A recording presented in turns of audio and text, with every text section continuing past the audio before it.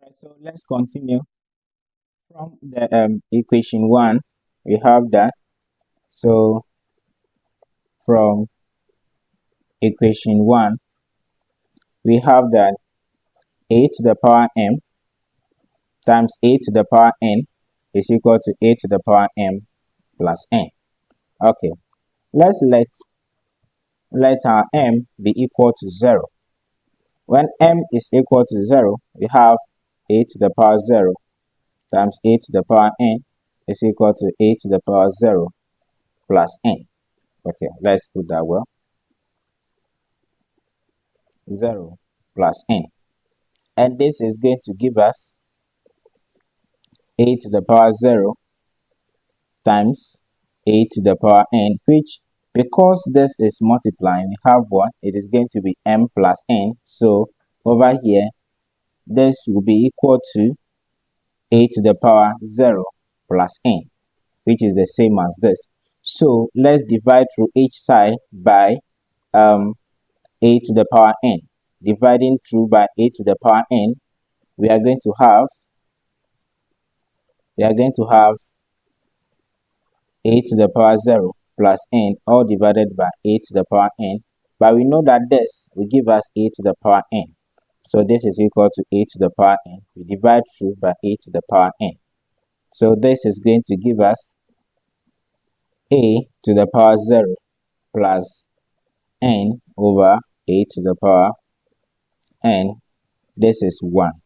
But from the second rule, we have that anytime they are dividing, we subtract. Therefore, we have a to the power 0 plus n minus n, which is equal to 1. Hence, we have a to the power, this is going to be 0, is equal to 1. Therefore, any number raised to the power 0 is equal to 1. So we have 4 a to the power 0 is giving us 1. Okay, let's hence consider this.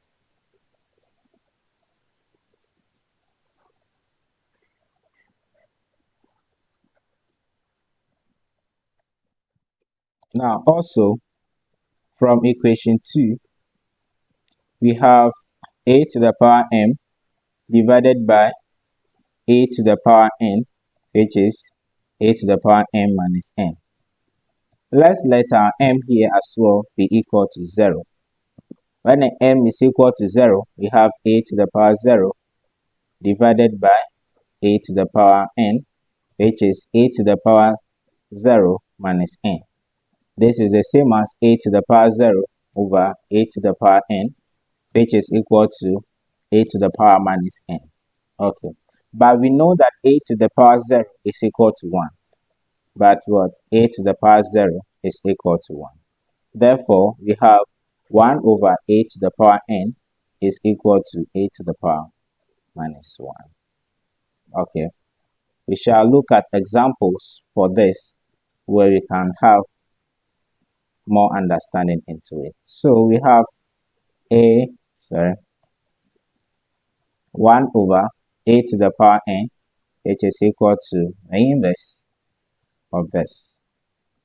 Okay. We then proceed to consider fractions. What about if your exponent or the index is a fraction? So for fractions,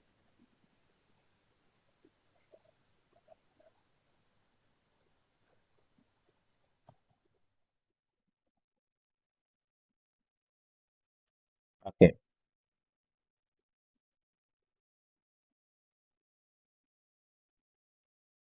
so fractional exponents. Let's consider we have a to the power 1 over 2. A to the power 1 over 2 is the same as a, the root of a. Okay, then that means that if we have, let's say, 2 to the power 1 over 2, we are just writing that the square root of 2. Same vein, when we have 4 to the power 1 over 2, we are having root of 4, okay, which is the same as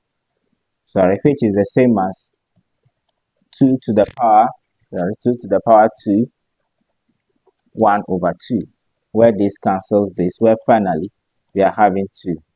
The same vein, when we have the root of 25, this is the same as 25 to the power 1 over 2, which is the same as 5 to the power 2 all over 1 over 2.